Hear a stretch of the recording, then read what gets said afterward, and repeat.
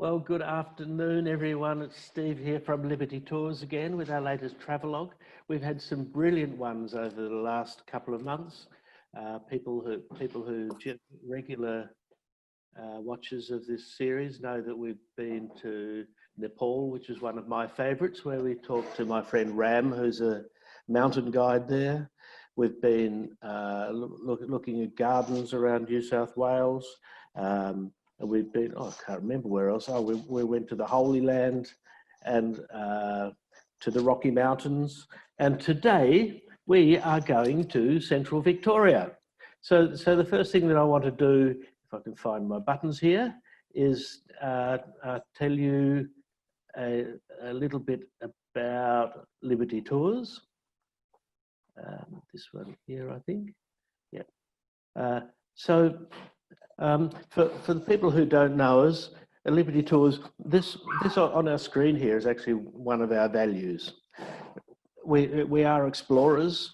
We're always seeking another place, another adventure, another way. And in fact, the next line on it always says, "Love it or drop it." So that's who we are. We're in this together. And on these Saturday afternoons, because the whole world's been in lockdown, we've been using this series as an opportunity to actually keep our travel dreams alive. But let's just, what I want to do now is introduce you to our guest speaker, Karen Coor. Now, Karen, I'm going to ask you to talk in a moment about yourself. But first of all, I want to talk a bit about you because you're a bit famous with some of these awards that you've received over time. Melbourne Social Entrepreneur of the Year in 2012. What was that award for? Yeah, that's going a while back now.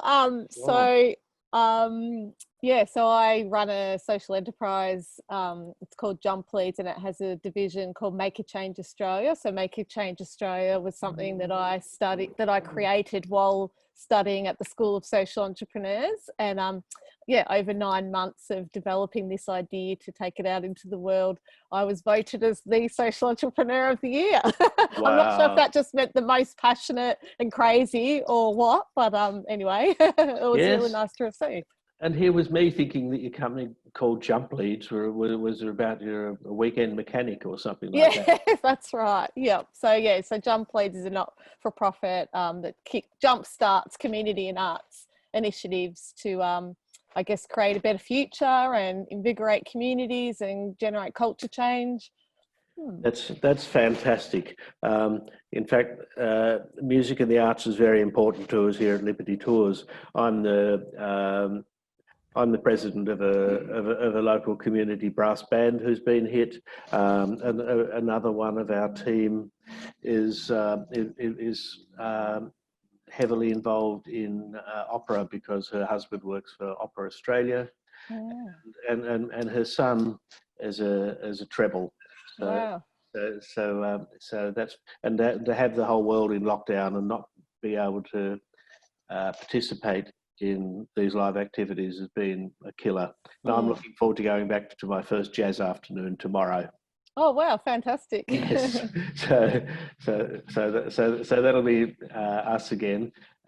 So what we're going to do now is we're going to talk about your B&B or your accommodation, Stay Social, which is in Bendigo. Tell us a bit about your place.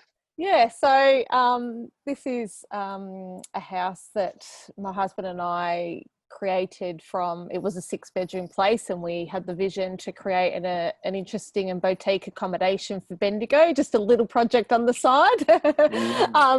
And so we created this we turned it into a 7-bedroom guest house, and we basically created it so that it lived and breathed the values that we have, which is all environmental, community and arts, and creativity as well. So the place, you can take group bookings or individual bookings, and we just create it so that it's something a bit more social and fun than a motel, but much more upmarket than a backpackers. It's been designed all environmentally friendly. You'll see in the pictures there, some of the things have been upcycled, including the bed heads. We had a great time going traveling to the local tip where we picked up some various materials and then we turned them into things like fancy bed heads and outdoor settings. So yeah, so we just love the space, and we've got chooks and veggie garden, and it's right in the center of Bendigo, so it just means people that can come, they can stay and experience something. I like to call it like a mini urban farm. It's not really a farm, but it just has a really nice feel to it. Great way to base yourself when traveling. Wonderful. So let's start now with a very short video about things to see and do in Bendigo, and after that we'll start having a look around the area. Yeah, sure. Oops, it didn't go. Let me go back. I'm going to start here if I can make this play. Oh, there it is. Button there.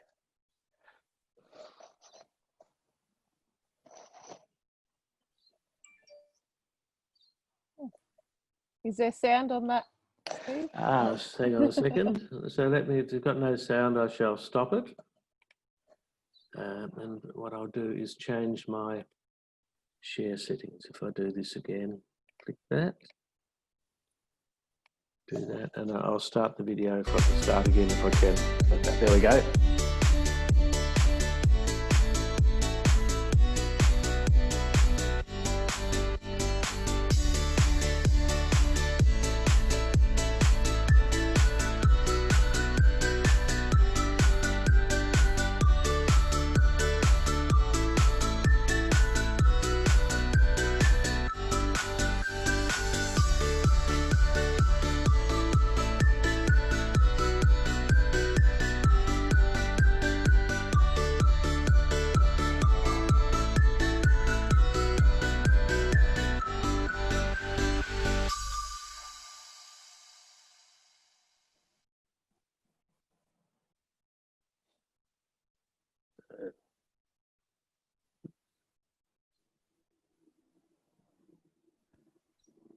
Where have our pictures gone? Can't find us. Hang on.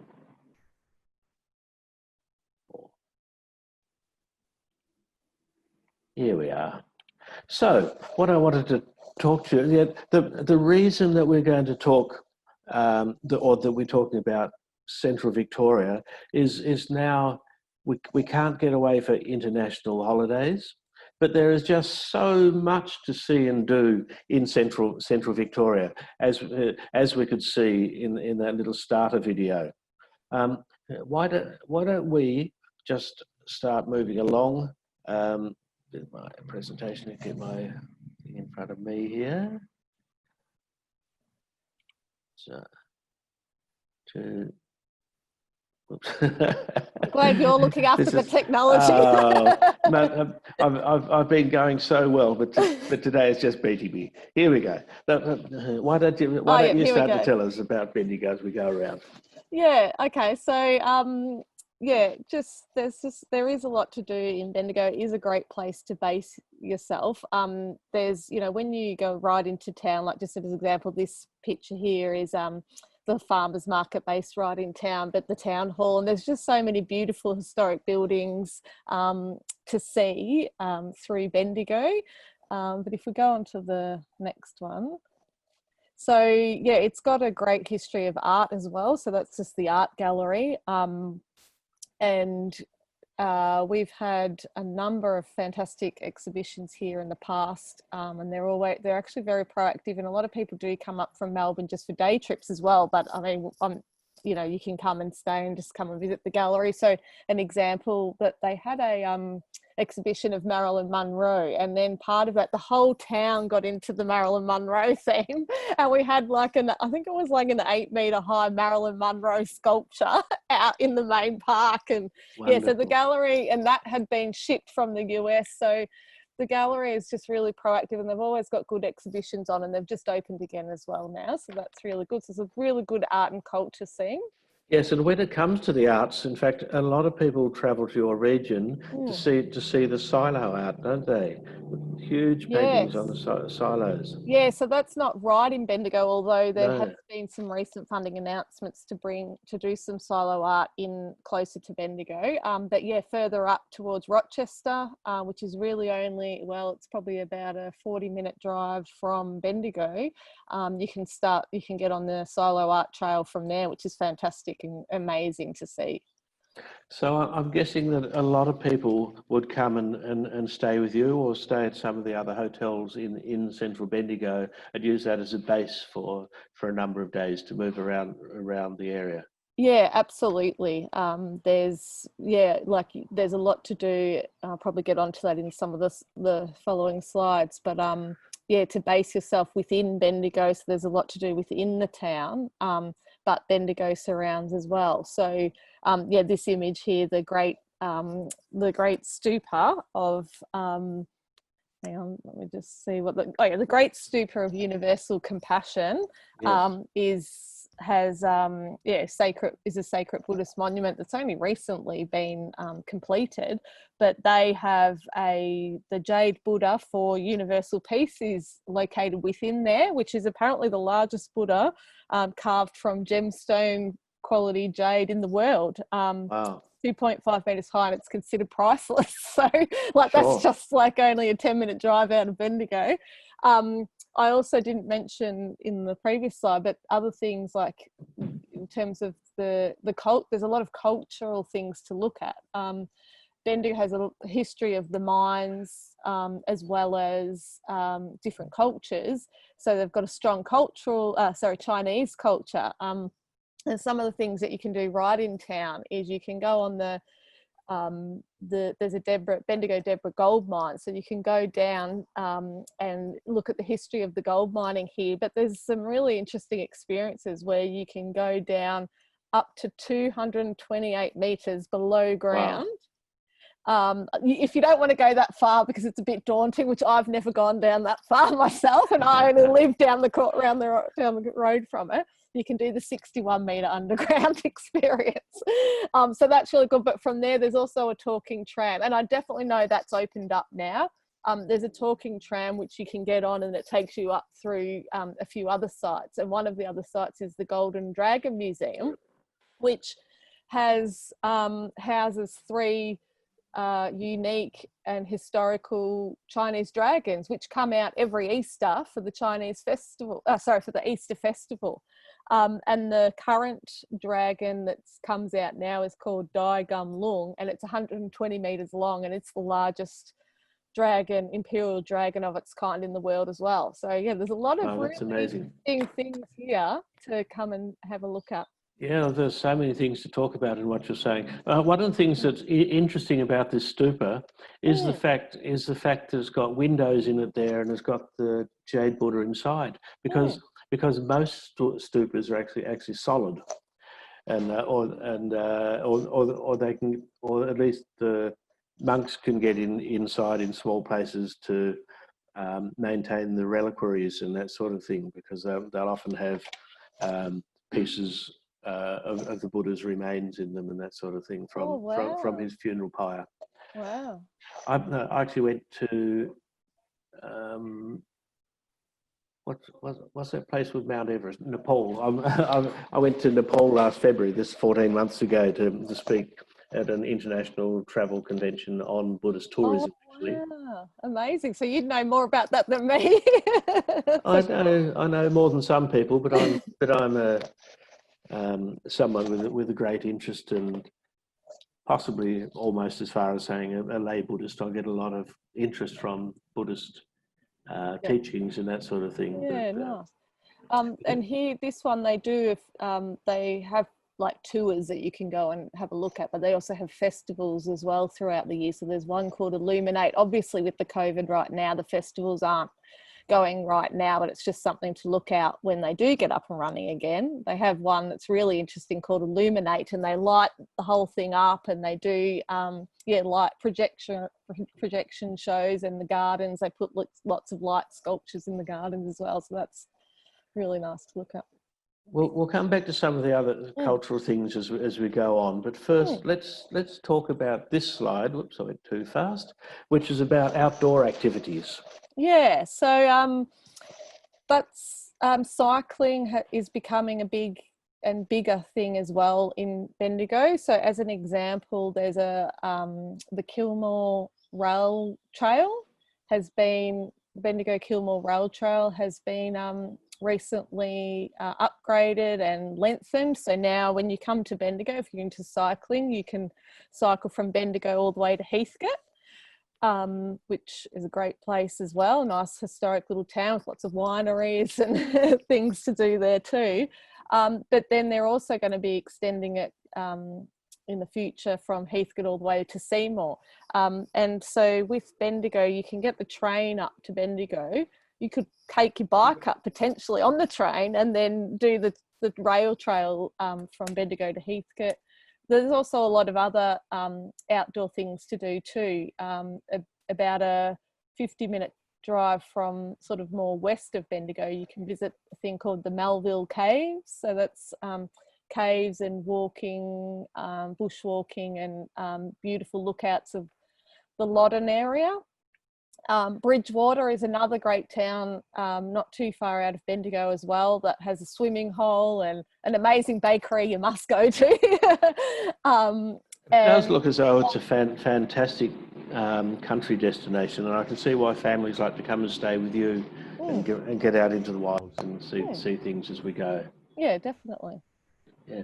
Another thing that we're going to talk about as we go on is the fact that Bendigo is a gastronomic destination. Now, people won't be able to read this entire map, but we can see from the list on the left-hand side, which is a list of food and wine sites.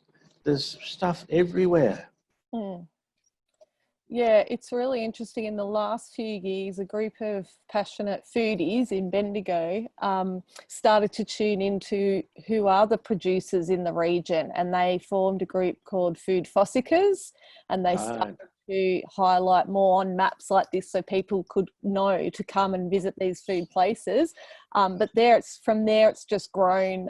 It's been incorporated with the farmers market in Bendigo, which is now just relocated to a much bigger site and has like up to 60 stalls, but they're all producers just in this region. Beautiful food, everything from wine, cheese, fresh fruit and veg, lots of things. And through that as well, that momentum they've been building of highlighting all of this and then showcasing it at markets. There's also restaurants that have taken it on. Masons of Bendigo is an award-winning restaurant that does that, paddock to plate type food, but there's others as well. And then let me ask you about a couple, because I've been doing some research before I came out. I want to see where you've been. What about the Woodhouse, which is the most popular place in Bendigo, according to some reviewers? I've been there. Yep. Yeah. So tell us about that place. Well, I guess its main cuisine is steak. I'm a vegetarian, so I don't eat steak.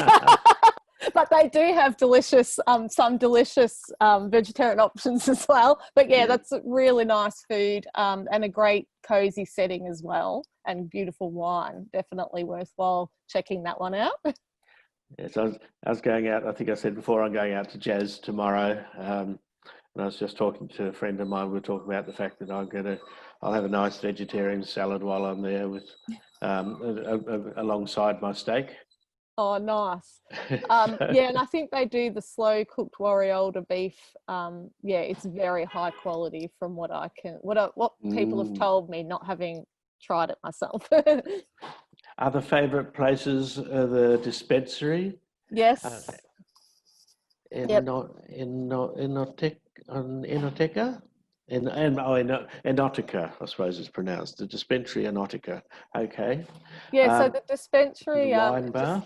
To mention the dispensary, they are amazing for cocktails, pre-dinner drinks, and they do beautiful meals as well. But I've what I like to do when I'm taking people out is start at the dispensary for your cocktails and your pre-dinner nibbles, and then you go on to the next, restaurant, so that you get to try everything. And also with the dispensary, it's in this gorgeous little lane. It sort of gives you that Melbourne laneway feel as well. There's art and that in the laneway too, so that's really nice setting. Oh, that's really nice, because that means that as people move around, they're actually getting to experience the places, as well as going and it's not just going and looking at stuff. And I was looking at the restaurants. There's the Pia Wat Thai, which is so you've got Thai food in the area. You've got Mr. Beebs doing tapas. So there's any amount of eating options. If they don't want to stay and have a barbecue at your place, of course. We saw that you've got a nice patio there, barbecue set up. Yep, that's right. It's good to have options. You can stay for multiple nights. One night have your home cooked barbecue and a cooked meal, and then another night go out and explore that. So as people start to venture out from Bendigo, here we are off into wine country. Yeah, Heathcote is, I'm not sure how well known it is for New South Wales or other places, but certainly in Victoria, it's very well known. It has very high quality wines, and they've got a lot of wineries there. And one of the things that we've been teeing up with recently is a local winery who has a bus, a mini bus, and can take you on a little winery tour. So that's really fun. I'm about to go. I haven't been on that one yet. I'm about to go and test it out very soon. So I'll let you know how that goes. That's fantastic. And in fact, here at Liberty Tours, one of the things we're doing is we put together a number of options for people to visit Bendigo and Central Victoria. We know a lot of people like to do self-drive, but also if you want to do winery tours and that sort of thing, we've also arranged some escorted tours, so that people don't have to worry about having a nominated driver and that sort of thing as we move around. Yeah, it's so good. Fantastic. A little bit further north from you, towards the border is Echuca. Yeah, I absolutely love Echuca. It's a place I've been going to since a child. I actually grew up in Melbourne, so we used to go up there from Melbourne. It's about an hour and a half from Melbourne, but it's about let me just check that. No, it's an hour from Bendigo, so probably a bit more than that from Melbourne. So an hour north from Bendigo. It has the historic port. It used to be a major transport of cargo and passengers in the 1800s, and it's amazing how much history they've been able to keep. I mean, they've been doing a lot of redevelopment works. I think part of the wharf ended up having some issues a year or so back, but they're redeveloping it, so it's all structurally sound, and they've got a beautiful Discover Echuca historic sort of museum that you can have a look at. And the best part, which I absolutely love, is the paddle steamers. I really want to go on the paddles. Actually, I didn't tell you that I'm staying in Echuca myself at the moment. There's I can see that behind me. Yes. Through the marvels of modern science, so I can pretend I'm in Echuca. Yeah, so of course, being on the Mighty Murray, it's great. Yes, this is really one of my bucket list items. I'd love to get out for a night or two on the paddle steamers. And there are a lot of options with the paddle steamers. Like you can go and do a 2-hour ride on a paddle steamer, or you can make it a bit more exotic and have a beautiful lunch or a dinner, or you can stay for longer. I think there's houseboats and things that you can do for more than that, so that'll be fun. And it just makes me think of the Mississippi, and I'm expecting wild parties on board and can dances and all that sort of thing. Oh yeah, so, I've been to a wedding on a paddle steamer, and it was absolutely amazing. Probably the best wedding I've been to. So did you have can dances and a shoot up? No, though we didn't. There you go. Maybe next time. That sounds good. Well, Yeah, well, when I come down that way, we'll see what we can arrange. Yeah, sounds good. Yeah, I think the only shoot up we'll be doing is with the camera, though. Yes, fair enough. Yes. Kinnerton. Kyneton, that one. Kyneton. Yeah, Kyneton, so on is your it? way, I sort of mentioned these ones because on your way to Bendigo, there's some also fantastic places to stop, especially great if you're self-driving. So Kyneton is just one of the small towns in the Macedon Ranges. Great to stop. There's lots of tea rooms, antique shops, places to look at. But there's a famous little street called Piper Street. Yeah, and that's got these just, I don't know, well-known antique shops that are worth looking at. So if you're into that, definitely stop in Kyneton on your way. A few months ago, before we all got locked down, I went away. In fact, it was in Tasmania, and I found a little antique store, and I was lucky enough to find some old 78 records for my gramophone. Oh, wow. It was a great find. So it's surprising what you can find digging around these old places. Yeah, it's a lot of fun, isn't it? You could spend hours. The worst thing about antique stores is you always find things that look so nice, and you get them home and you think, that really does not fit in my house. Yeah, or hang on, why do I need this again? Yeah. Yes. So they turn into Christmas gifts for someone else. Fair enough. So when you say on the road to Bendigo, do you mean coming up from Melbourne, do you? Oh, so yeah, I do mean coming up from Melbourne. Yeah. Right. Yeah.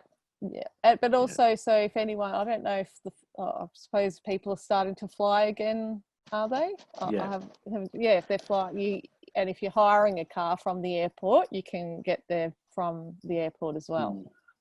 People, it depends which state you're in, whether you can get in or not. At the moment, New South Wales and Victoria and Queensland is maintaining quite a deal of lockdown. But I think all of them will be opening up fairly soon. Yeah, and I think that's what's good about this conversation is because whilst a couple of the places I've mentioned, I know they're not open just yet, but in a week's time they're open. Yes. So by the time you get to the booking your trip and heading up, I think a lot of places will hopefully be open and up and running.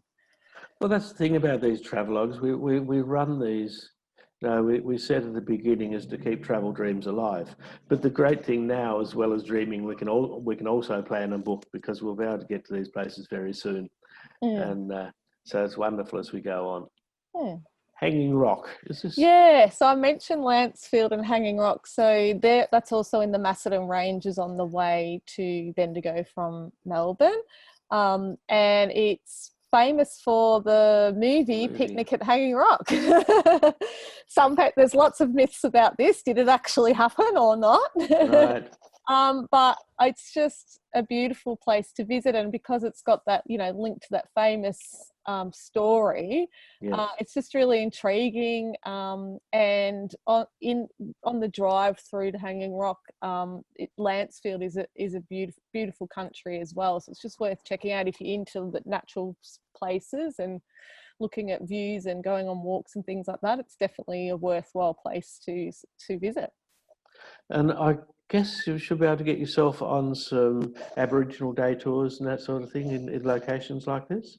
I don't know the answer to that one, Steve. I haven't done so myself, but I would hope so. I do know there are some cultural experiences through a group in Castlemaine that do like outdoor education type cultural experiences. I'm not sure about Lancefield and Hanging Rock, but it'd be good if they do. I'd like to find out myself. Yeah, well, I'm sure if anyone wants to know, I can find out very easily here at Liberty Tours. We can, because in fact we did a travelogue about 2 or 3 weeks, 3 weeks ago about visiting Aboriginal sites in and around Sydney, focusing on, and we had a very renowned elder from the Blue Mountains came and shared some of his secrets on that one, which is wonderful. Yeah, fantastic. So Daylesford, here we are going back up towards Echuca, isn't it? No, so to be to the east. This is all south of, these ones are south of Bendigo. Okay. So yeah, Daylesford is probably an hour out of so out of Melbourne. So basically from Melbourne to Bendigo, there's a highway, and then there's another road that sort of goes around that way, and it does through there, and Hepburn Springs. So there's a natural hot springs reserve to check out. But this photo isn't obviously, well, it's the natural water, but there's a bathhouse and spa area as well. So it's really, really popular for that. So you could do the more natural, go on the walk and check out the springs in the bush or at the reserve. And as well, you can go to the bathhouse and have a beautiful spa and just Wonderful. it's one of those luxury things to do. Yes. And the thing is, when people go to these resorts, they always treat themselves to experiences that they really love, but don't have, and most people don't have very often. They'll get in the spa and have a massage or have some sort of beauty treatment in there, and just relax. It's a wonderful way for people to let their hair down. Yeah, and Dalesford and Hepburn Spring, the town is a relaxing place. There's also a big lake, and a lake house, and yeah, it's just nice to wind down. But the other thing is that even places like this are also, once again, friendly for the family, because the families can go there, and there's something for everyone. Yeah, absolutely. Yep. Yeah. Let's move on to the railway. Yeah, so Castlemaine, which is, so if you're coming through Daylesford and you're continuing towards Bendigo, you'll go via Castlemaine first, and there's this Goldfields Historic Railway train, which is an old steam train that goes from Castlemaine to Maldon, and yeah, it's definitely worth checking out, and because Maldon as well is a nice little historic town too. That's what I love about Central Victoria. There's so much history and that historic feel, and it's just great to be able to explore those little towns. And one unique way to do it is via the steam train. Yes, and another, when we talk about gold, the other famous gold place is Ballarat, which is only also about an hour, a little bit more southwest of you, isn't it? Yes, that's right. Yep. And that is a good place for people to spend half a day or even a day because of the work that's been done at Sovereign Hill to bring the whole mining experience back to life. Yeah, absolutely. Yeah, so from Maldon, you could have a nice drive to Ballarat from there, and you can do a round trip that way if you wanted and come back to Melbourne around that way. Sure. This is the things to see and do are absolutely fascinating. Let's have a little bit of a talk now. You can start talking to people about how people can get in and move around this area. Yeah, I think I briefly mentioned earlier that there's the train, the V-Line train from Melbourne to Bendigo, and it stops at a lot of the places that I mentioned before. So that's just one good option if people are comfortable getting the train. But yeah, the self-drive is another good option. But one of the things that I think is good at the moment is if because we've all been in lockdown and we're just starting to catch up with our friends and family again, I think one good thing about Central Victoria is because it is so family friendly. Yes. You could travel in a car fleet, a group of friends coming up together, and then going and doing all the sightseeing as well as staying at a place like Stay Social at a group that caters for groups is one good fun way to do it as well. That's wonderful. So let me just see if I've got any more. I didn't mention also that the when flights when travel interstate and everything picks up as well, so you can fly to Tullamarine. It's closer to Bendigo, so it's about a bit over an hour drive from Tullamarine to Bendigo. So it's just a little bit closer to than Melbourne itself. And there is an airport bus, which I don't think it's running right now, but I wouldn't be surprised that it doesn't get running up and running again soon. So the airport bus is a really good option as well if people don't want to drive and they want to go from the airport back to Bendigo. Yes. So this has been absolutely fascinating for us to have a look around your part of the world. I'm very, very excited about not only what you provide for people at Stay Social, and giving them that wonderful base where they can either relax with you at home in the evenings and go out there during the daytime, or with all those wonderful restaurants and pub meals and other sorts of things where people can get out. And I'm sure that our guests would have an absolutely wonderful time if they join you. So I just say to everyone, if you would like to go and stay social, then have a talk to us here at Liberty Tours. The way you can find us, actually, most of you probably have seen us on Facebook, because a lot of you will have found that, apart from the advertising that we send out directly. So you can find us on our website, which is fun, or our Facebook site, which is Fun with Liberty Tours. And as I said, we are arranging. We can put you in touch with Karen, or we can arrange one of our tours for you. Whether you want to go self-drive, and we'll arrange a whole series of tickets and events and places to go and see that we can tell you about. Or otherwise we'll put you on an organised tour starting and finishing in Melbourne, so you can do a big loop that'll go up through central Victoria and then down onto the Great South Road and back to Victoria. So really I think all that's left for me to do is to remind people, when you book, always look for an accredited travel agent. Look for someone that has the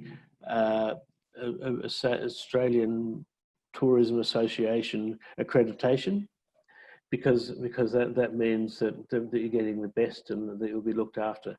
So Karen, thank you very, very much for telling everyone all about it. And I'll just give you an opportunity to say goodbye. Yeah, no, thanks so much, Steve, for having me. I love talking about this region and what it has to offer. And yeah, look forward to seeing anyone that wants to come visit. Thanks. Perfect. Karen, we look forward to seeing you soon. Great, Bye-bye. thank you. Bye-bye, everybody.